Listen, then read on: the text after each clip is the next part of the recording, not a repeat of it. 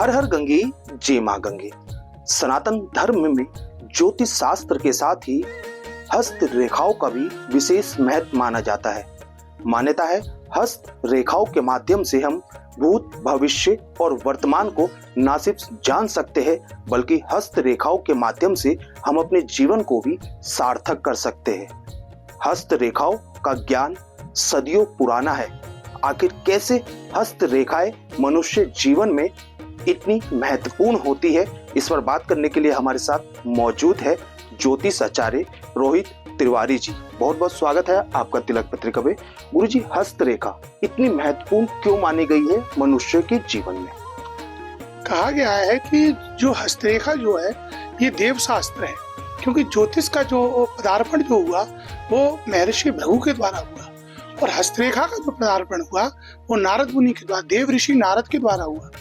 जिस समय माँ सती पैदा हुई तो उनकी माँ ने जिस समय नारद जी को बुलाया कि आप त्रिकालज्ञ हैं और मेरी पुत्री का आप भविष्य देखकर बताइए, तो उन्होंने रामचरितमानस में दोहा नंबर 67 में कहा है, जोग जटिल काम मन नगन अमंगल वेश, असु स्वामी एक मिले परिहस्त असिरी। इसके हाथ में ऐसी रेखाएं मिली हैं, इसको जो स्वामी मिलेंगे वो नग्न रहने वाला होगा, उनके मन में काम नहीं होगा, जोगी होगा, जटिल होगा। तो इस बात को सुनकर मैं ना जो थी वो बहुत ज्यादा परेशान हुई कि इस तरीके से मेरी क्या होगी। ज्योतिष में कहा गया लगन जोग ग्रह बार तिथ सकल भय अनुकूल, चर और अचर सचराचर राम जन्म अनुकूल। ग्रहों की स्थिति जो होती है, क्योंकि पंचांग जो होता है वो 120 साल के बाद पुनरावृत्ति करने लगता है, 120 साल के बाद आ जाता है। क्योंकि इस समय महाकुंभ जो हो रहा है तो कहा गया है कि जो समय योग, नक्षत्र, बार, तिथि, करण, मुहूर्त जो पड़े वो 147 साल के बाद पड़े। उसी प्रकार से हर मानव का हर दिन जो है विशेष महत्वपूर्ण है, क्योंकि 120 ईयर्स के बाद वही पंचांग आपको पुनरावृत्ति कर देता है। जीवन जो चलता है वो पुनरावृत्ति पर चलता है, जैसे कि सोमवार, मंगल, बुध, बृहस्पति, शुक्र, शनि, इतवार, फिर सोमवार, जनवरी, फरवरी, मार्च, फिर दोबारा पुनरावृत्ति। तो उसी प्रकार से पंचांग की वो 120 साल पुनरावृत्ति होती है। इसीलिए मानव की जो उम्र मानी गई है वो शतवर्षी 100 साल की मानी गई है उसी। लेकिन हस्तरेखा में ऐसा नहीं है, क्योंकि ये देव विद्या है। इसमें एक ढांचा एक ही बार में पैदा हो। जैसे बच्चे ट्विंस पैदा हुए, जो एक अंडे से पैदा होते हैं उनमें 5 मिनट के भीतर का अंतर होता है, और जो बच्चे 2 अंडों से पैदा हो, जुड़वा जो बच्चे 2 अंडों से पैदा हुए उनमें 15 मिनट का अंतर होता है। तो सीधी बात यही है कि कुंडली अब लग्न तो 2.5 घंटे रहती है, 2.5 घंटे रहती है, कोई लग्न 2 घंटे रहती है, कोई 1.5 घंटे रहती है। तो उसी प्रकार से लग्न जो है वो तो देशांतर कालांतर के अंतर्गत मनाया जाता है, लेकिन फिर भी उससे सूक्ष्म विद्या जो है, क्योंकि वो गणतज्ञ विद्या, मानव द्वारा रचित विद्या ज्योतिष, लेकिन हस्तरेखा जो है ये ईश्वर द्वारा प्रदत्त देवताओं की विद्या। तो इसलिए इसमें कोई काट नहीं हो सकता, क्योंकि एक सतयुग त्रेता द्वापर कलयुग में एक व्यक्ति एक ही बार आता है, दोबारा नहीं आता। एक व्यक्ति दोबारा जब आता है जब एक कल्प बीत जाता है, जब मनवंतर बीत जाता है। इस समय वैवस्वत मनवंतर चल रहा है, जो हमसे इस समय हम 72 मनुओं में तो वैवस्वत मनु की औलाद है। तो इस समय जो मनवंतर चल रहा है वो वैवस्वत मनवंतर चल रहा है। तो मनवंतर में सतयुग, त्रेता, द्वापर, कलयुग, फिर पुनरावृत्ति होगी। तो उसी प्रकार से ये जो विज्ञान है, हस्त विज्ञान जो है, आंतरिक ज्ञान को विज्ञान कहते हैं और क्रमबद्ध और सुव्यवस्थित ज्ञान को भी विज्ञान कहते हैं।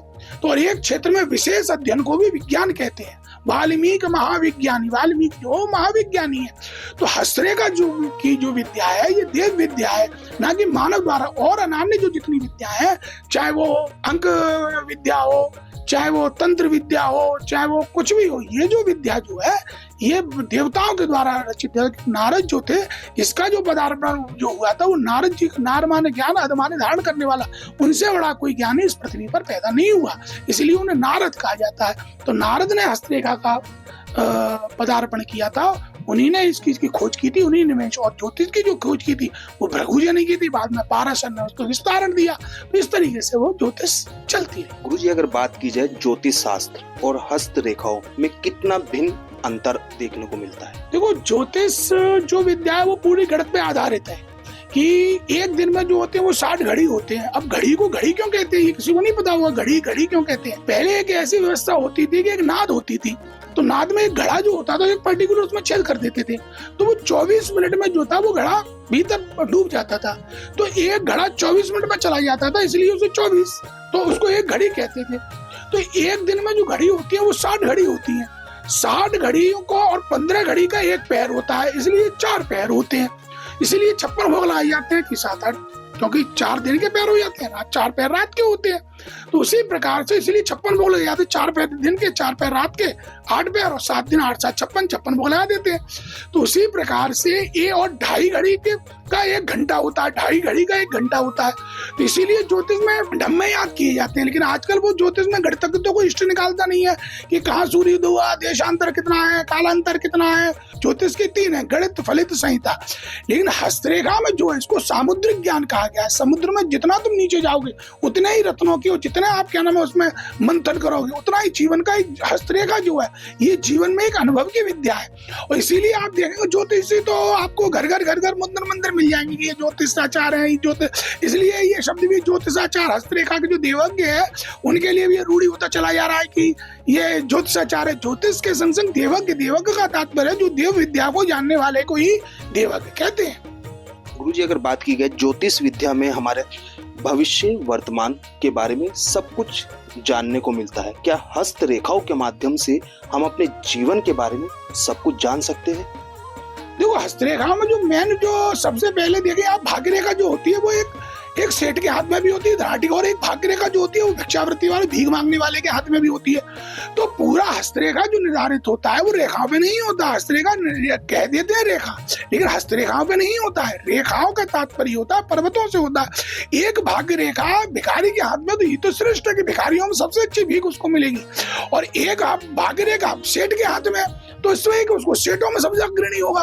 तो लेकिन उसके साथ साथ जो महत्व जो होता है वो पर्वतों का महत्व होता है कि अगर उसका बृहस्पति पर्वत अच्छा है और उसके संग भाग्य रेखा तो उसका जो भाग्य होगा वो शिक्षा जगत में बहुत ज्यादा होगा। अब जैसे उसकी शनि पर्वत जो है उत्कृष्ट है और साथ में उसके में भाग्य रेखा है, तो सीधी सीधी बात है कि भाग्य रेखा शनि के उत्कृष्ट के साथ में है तो धनियों की स्थितियों में बहुत ज्यादा होगा। अब बुध ग्रह उसका उत्कृष्ट है और फिर भाग्य रेखा है, तो इसका तात्पर्य वो व्यापार क्षेत्र में बहुत नाम करेगा। उसी प्रकार से सूर्य के साथ है भाग्य रेखा है तो सीधे है कि राजनीति में बहुत नाम करेगा।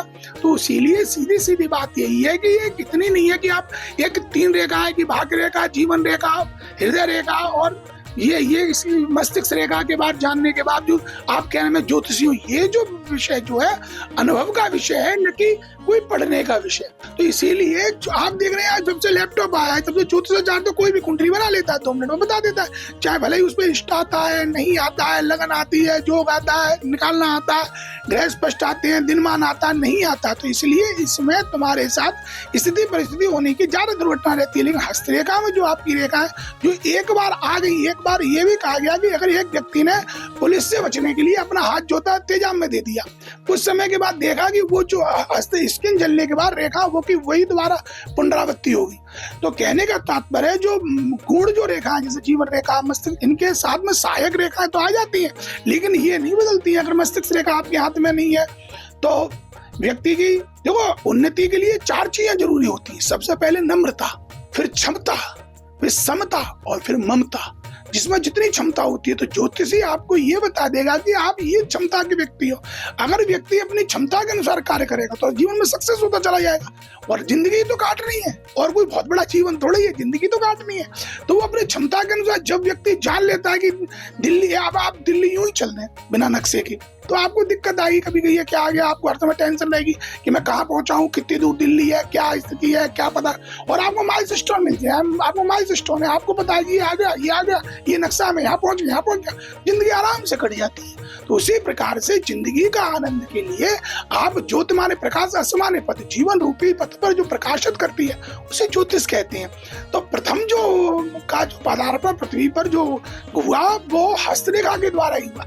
आज भी ज्योतिष जो है वो हस्तरेखा से छोटी है क्योंकि उनके लिए सब चीज की, गणित की, सबकी सहायक की जरूरत पड़ती है। हस्तरेखा को किसी की जरूरत नहीं पड़ती। हस्तरेखा तो डायरेक्ट बता देगा, माइंड लाइन उसके हाथ में बहुत तीव्र है तो बहुत बड़े व्यापार क्षेत्र में काम करेगा, और उसके हृदय रेखा उसके हाथ में शॉर्ट है तो वो क्रिमिनल हो जाएगा।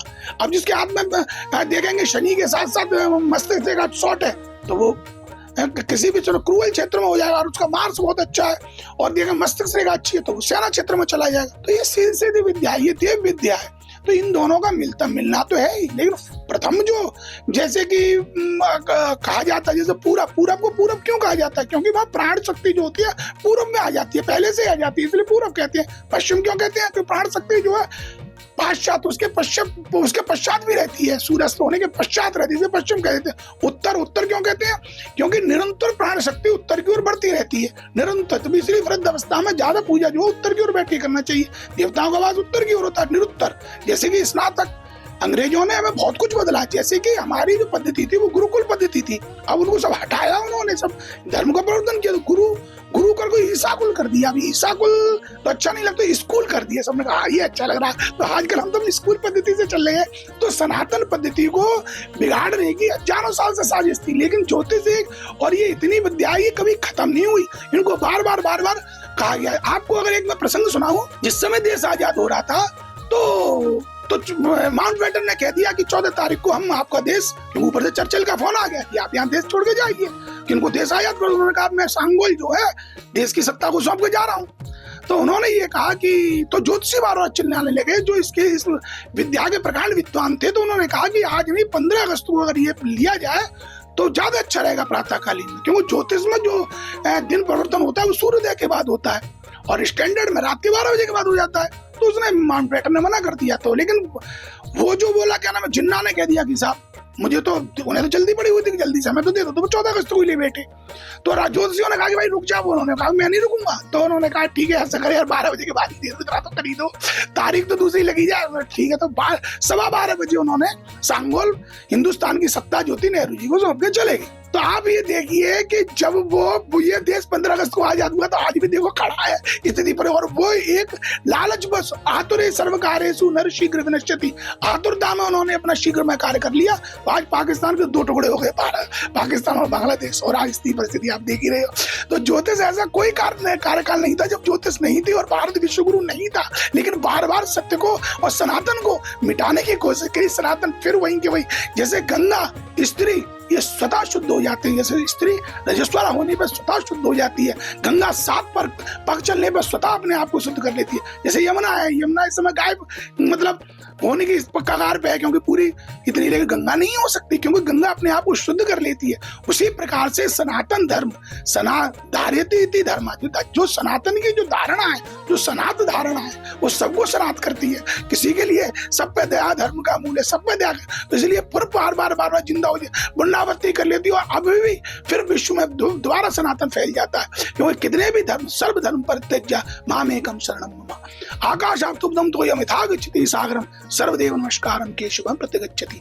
जैसे नदियों का, कुओं का, बारिश का सारा पानी लास्ट में जो समुद्र को प्राप्त होता है, उसी प्रकार से सारे नाना प्रकार के मजहब पंथ और जितने भी जो आदमी अपनी कलियुग घर से धर्म सब तो वैसे तमिल निजमत कल्प कर प्रकट किए बहुपंथ, जितने भी पंथ हैं वो सब दोबारा सनातन में मिल जाएंगे और फिर एक ही धर्म हो जाएगा विश्व में सनातन। तो सनातन ही रहेगा। तो इसी प्रकार से ये जो विद्या है ये सब सनातन से निकली हुई है। और अंत में जब व्यक्ति दुखी होता है तो अपनी माँ की ओर आता है, अपने पिता की ओर आता है। जो संसार में दो ही है, स्त्री और पुरुष। सियाराम में सब्जेक्ट जाने का मतलब भी यही है कि स्त्री और पुरुष दो ही नाम होते हैं। जैसे किवाड़ स्त्री है, मकान पुरुष है, सूर्य पुरुष है, चंद्र स्त्री है, दो ही नाम होते हैं, तीसरा नहीं होता। इसलिए सिया और राम ही है, संसार में और कोई नहीं है। उसी प्रकार से ऐसा कोई कारण काल नहीं था जब ऊंची गुण निरेख तिन खाची, वो भी ज्योतिषी के पास गई मंत्रा। अब 7.5 की तब बोली। अब उसमें रामायण में तो बार बार उन्होंने कह रहे हैं कि ज्योतिष के बिना कुछ भी नहीं है। ज्योतिषी एक जो है ईश्वर का एक द्वितीय रूप है। तो उसमें भी सबसे प्राचीन विद्या जो है वो हस्तरेखा है। इसीलिए इसके विद्वान कम मिलेंगे, क्योंकि नारद जी ने शिष्य नहीं बनाए और भृगु जी ने 27,000 शिष्य बनाए। इसलिए ज्योतिष जो मिलती है आपको बहुत अधिक मात्रा मिल जाती है, लेकिन हस्तरेखा जो मिलती है वो बहुत कम मात्रा मिलती है। वो तो ईश्वर की कृपा से, प्रयास से नहीं मिलती है, प्रसाद से मिलती है। तो ये विद्या जो है वो गुरु प्रसाद की मिली हुई विद्या है, हस्तरेखा न कि प्रयास की। गुरुजी, अगर बात की जाए, मनुष्य अपने जन्म से ही अपना भाग्य लेकर पैदा होता है और वो हाथों की लकीरों में साफ नजर आता है।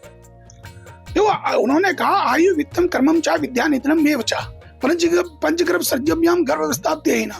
जैसे आयु कितना जिएगा, आयु वित्त कितना पैसा कमाएगा, कितना पढ़ेगा, ये सब कुछ जो निर्धारित जो होता है वो उसी समय वो कितना आयु वित्तम कर्मम क्या काम करेगा, ये सब कुछ पहले से फिक्स हो जाता है। तो इसके लिए एक अगर दृष्टांत से सिद्धांत होता है, एक दृष्टांत आया है। एक बार जो देखो 3 विद्या होती है, मंत्र, यंत्र और तंत्र। मंत्र ये जानता है शरीर में क्या है और शरीर क्या है और इसके अंदर सूक्ष्म शरीर क्या है और कारण शरीर क्या है, तीनों को जानता है, इसलिए उसे मंत्र विज्ञान कहते हैं। उसके बाद तंत्र विज्ञान, तंत्र सूक्ष्म शरीर को, देह शरीर को जानते हैं, इसलिए उसे तंत्र कहते हैं। इसे परकाया प्रवेश, खेचरी अवस्था, ये तंत्र के अंतर्गत आती है। स्वर्ग, नरक, 14 भवन, एक, ये सब मंत्र के अंतर्गत आती है। और यंत्र के अंदर केवल इस शरीर को जानता है, यंत्र इसमें क्या है, इसीलिए हमारा किडनी, लीवर सब चेक करते रहते हैं, इसमें लीवर है या किडनी है, इसमें स्टोन है, इसमें ये है, उसमें ये है, उसमें ये सब मशीनें बताती रही है, यंत्र विज्ञान। तो उन्होंने कहा कि इसके द्वारा आप भविष्य में कैसे जान सकते हैं, तो और क्या अपना भविष्य परिवर्तन कर सकते हैं आप? तो देखो 84 लाख योनि में एक मानवीय एक ऐसी योनि है जिसमें एक दृढ़ शक्ति होती है और संकल्प शक्ति होती है। तो उसमें एक बार एक दृष्टांत आता है कि एक ऋषि जो थे वो नीचे खड़ी हुई थी, तो ऊपर खेचरी अवस्था में 4 स्त्रियां जा रही थी। तो नीचे से उन्होंने उनको नमस्कार किया। नमस्कार करने के बाद उन्होंने कहा तो उन चारों जो देव कन्या थी उनमें चारों में एक ईगो प्रॉब्लम आ गई कि हमें किया, हमें भैया किया, हमें किया। बोले चलो उन मुनि से पूछ लेते हैं किसको नमस्कार किया। तो उन्होंने पूछा कि भगवान आपने किसको नमस्कार किया, हम चारों बहनों में जो है वो थोड़ी समस्या आ गई। तो उन्होंने कहा कि आप अपना अपना परिचय दीजिए, मैंने तो आपको वैसे नवसा विद्या विनयन चा पंचवकार विरुक्तो पूजते ही न रहा। पहला प्रणाम जो होता है किसी व्यक्ति के वेश को होता है, तो आप वेश से देविका लग रही है, इसलिए मैंने नमस्कार किया। अगर आपका अपना पता बता देंगी तो मैं आपको विद्या के अनुसार धारण कर दूंगा कि मैंने प्रथम नमस्कार किसको किया। तो पहली बोली कि मेरा नाम जो धना है, मैं धना हूँ, मैं जिसके भी जीवन में आती हूँ वो आनंद ये आनंद करती है। 14 गुण कहते हैं कमला तेरी ओट। हर आदमी के पास पैसा हो तो सारी अवस्था है, सा गणिका सा विद्वाना, वो विद्वान हो जाता है, वो सबको सबरे गुणा कांचने में आती, सारे गुण जो होते हैं वो पैसे में होते हैं। तो बोले मैंने आपको नमस्कार नहीं किया क्योंकि आप तो धन है, आप किसी पे भी चोर पे भी आ जाती हैं, वैश्य सब पे ही होता है, उठाईगिरी पे सब किसी पे भी आप कृपा कर देती हैं, आप इतनी दयालु है, मैंने आपको नमस्कार नहीं किया। अब द्वितीय का नंबर आया, दूसरे ने उन्होंने कहा मैं यशस्विनी हूँ, मैं जिसके भी जीवन में आती हूँ उसका मजा आनंद कर देती हूँ। जैसे किसी नेता है, जैसे मोदी जी, उन पे यशस्विनी आई हुई है तो उनके पास ध्यान का क्या महत्व, राजा के पास यशस्विनी उस पर ध्यान का क्या महत्व, 1000 ले ले चाहे 2000 करोड़ ले चाहे 1 लाख करोड़, उसका क्या महत्व ही नहीं है कोई, उनका धन का उनके सामने, यशस्विनी के सामने धन का महत्व नहीं, कितना भी धन ले ले, क्योंकि यश हजारों आदमी को धन देने के लिए बैठे हुए। तो बोले कि वो भी आप भी प्रारब्ध के अनुसार आती है, तो मैंने आपको नमस्कार नहीं किया, आप भी जीवन में किसी भी जीव पर दया कर देती है, आपको भी नमस्कार नहीं किया। अब आया तीसरी का नंबर। तो उन्होंने कहा कि मैं जो हूँ, मैं विधि हूँ, मैं ज्योतिष हूँ, मैं जो जीवन में लिख देती हूँ वही होता है, ना इधर होता है ना उधर होता है, क्योंकि जो भी लिख दिया वही होगा। तो इस दृष्टांत में एक बार संसार में सबसे योग जो पैदा हुए वो कालिदास पैदा हुए, उनका नाम कालिदास, इसलिए इस उंगली का नाम अनामिका पड़ गया, क्योंकि कालिदास के बाद संसार में संस्कृत में इतना बड़ा विद्वान पैदा नहीं हुआ जिसका नाम इस उंगली पे गिना जा सके, इसलिए कनिष्ठ का, अनामिका, मध्यमा, तर्जनी और अंगुष्ठ। तो किसी ने उनसे पूछा कि भगवान ये ज्योतिष से जो पूछते हैं ये कुछ होता भी है कि बेवकूफ बनाते हैं? तो उन्होंने एक श्लोक लिखा, इस श्लोक के द्वारा इस श्लोक को जाना जाता है। तो उन्होंने कहा यस नेता बृहस्पति, जिसका नेतृत्व स्वयं बृहस्पति कर रहे हैं, तो बृहस्पति सही से कुंडली में या हस्तरेखा में अच्छे उच्च हो तो ISPCS होता है। और इंद्र के तो साथ ही बृहस्पति रहते हैं, वो जहाँ चाहे वहां पे डाल सकता है। और सुरा सैनिक का सूर्य, चंद्रमा, हवा, पानी, ये तो सब उसके सैनिक है। अगर हवा चलना बंद हो या ऑटोमेटिक आदमी मर जाएगा, है ना। अगर क्या नाम सूरज निकलना बंद हो, ये तो उसके सैनिक है। प्रायण वज्रा, जान से मारने के, जिसके हाथ में वज्र, जिसका बार भी हनुमान जी पे भी चला, नारायण पे भी चला, मतलब जिसका बार कभी खाली नहीं जाता। स्वर्गोधनो मनुग्रह, स्वर्ग में रहता है जहाँ जाना ही दुर्लभ है। स्वर्ग में ऐसे थोड़े जा सकते हैं जैसे कि हम तुम जहाँ चाहे तो बड़ी पुण्यों से जाते हैं, और वो तो स्वर्ग में ही रहता है। और कीले नहने ऐरावत वारणा, और ऐरावत पर बैठा हुआ है जो मानवों की तरह भाषा बोलता है कि वो क्या नाम है, वो समुद्र मंथन से निकला था, आम जानवर तो नहीं है, क्या नाम है ऐरावत। और कीले ऐरावत वारणा, और स्वयं श्री हरि उसकी रक्षा करने के लिए खड़ी हुआ। इतने ऐसो न बलम बिंतो भी, इतने ऐश्वर्य होने के बाद मुझे बार-बार संघर्ष से भागना पड़ता है। यत वक्तम, इस बात से ये सिद्ध होता है, यत वक्तम देव में शरण, जो कुछ होता है वो प्रारब्ध से होता है, दिग्दिक पिता पौरुषम, पौरुष करने से नहीं होता। तो उन्होंने फिर ये कहा कि मैं ज्योतिष हूँ, मैं जो लिख देती हूँ सो होता है।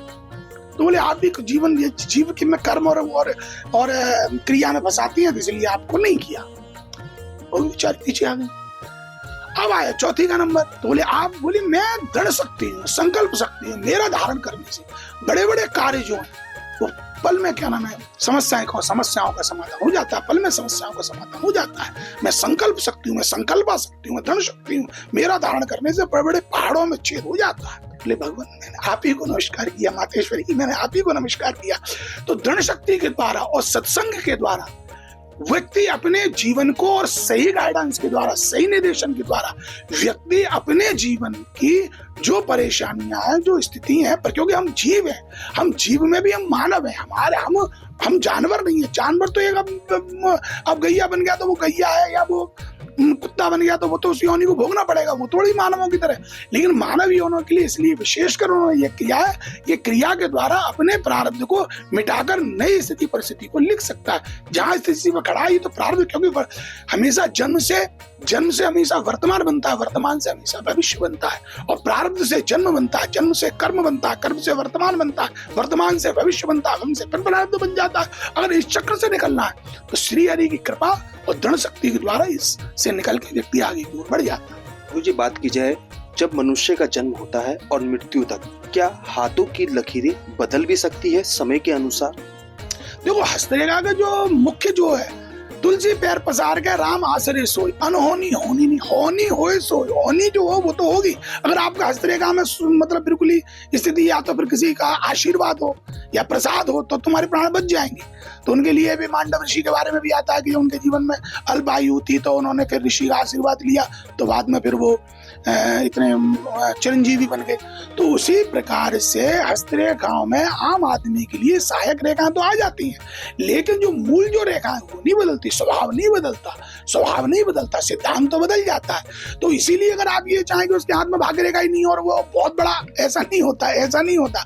अगर वो कुछ हो भी जाता है तो उसको स्वभाव, जैसे कि एक व्यक्ति चपरासी है और उसको डीएम बना दो, आईएएस बना दो, तो जिलाधिकारी बना दो, तो वो प्रेशर से ही मर जाएगा। और अगर जिलाधिकारी को एकदम चपरासी बना देना तो वो उस प्रेशर से मर जाएगा। तो उसी प्रकार से हर व्यक्ति की अपनी क्षमता होती है, क्षमता से अधिक मिलेगा तो भी वो व्यक्ति दुखी हो जाएगा, और क्षमता से कम मिलेगा। आजकल आदमी क्यों परेशान है? क्योंकि अपनी क्षमता से अधिक कार्य कर रहा है। अब तुम देखो, गवर्नमेंट है, कोई मकान है 50,000 का और उसको 5 करोड़ रुपए का, तो वो हो चुका है। अब 5 करोड़ हुआ तो उसने लोन ले लिया, उतनी क्षमता उसकी है नहीं 5 लाख रुपए महीने कमाने की कुछ भी। अब वो बेचारा डिप्रेशन में घूम रहा है। तो हर व्यक्ति की जो है वो ज्योतिष ये निर्धारण करता है इसकी क्षमता कितनी है। तो क्षमता के द्वारा ही व्यक्ति आगे, लेकिन वो भी एक हर चीज का एक दायरा होता है कि व्यक्ति यहाँ तक पड़ेगा कब। जैसे ज्योतिषी बृहस्पति उसका नीच का है, हाथ में बृहस्पति खराब है, तो उसको कह देते हैं भैया रुक जा, या तो पुखराज पहन ले। पुखराज क्यों पहन ले? Al2O3 एल्युमिनियम ऑक्साइड का ठोस रूप है, तो उसके पहले जो हमारे जितने भी क्या नाम है वो होते थे, रोगों के निदान होते थे, रत्नों के स्वर्ण भस्म, रजत भस्म, पुखराज भस्म, मूंगा भस्म, ये सब कैल्शियम रिएक्शन है।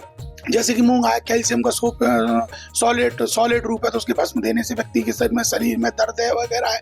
तो कभी आपने देखा होगा जो रत्न सही रत्न धारण करते हैं वो दर्द नहीं होते। तो उसी प्रकार से उसको ये बता दिया था कि ये इसकी मेडिसिन है, ये इसकी औषधि है, इसको ले आनंद ले। तो औषधि के द्वारा आदमी को सही तो किया जा सकता है, लेकिन अगर उसके प्रारब्ध में ही अगर बिल्कुल पहलवान थोड़ी बन जाएगा, वो सही हो जाएगा, हाँ मध्यम स्थिति में आ जाएगा। बहुत बहुत धन्यवाद आपका। बिल्कुल जिस तरह से इनके द्वारा बताया गया है, हस्तरेखा ज्योतिष शास्त्र से भी ज्यादा महत्वपूर्ण होती है। इसमें मनुष्य की जीवन से लेकर मृत्यु तक की हर रेखाओं के माध्यम से जाना जा सकता है कि उसके भविष्य में आखिर क्या होगा। इसीलिए हस्तरेखाओं पर सनातन धर्म से जुड़े लोग काफी विश्वास करते हैं, क्योंकि हस्तरेखा को भगवान नारद जी द्वारा ही स्थापित किया गया था। देश के पहले धार्मिक न्यूज चैनल तिलक पत्रिका के लिए हरिद्वार से मैं आशु शर्मा।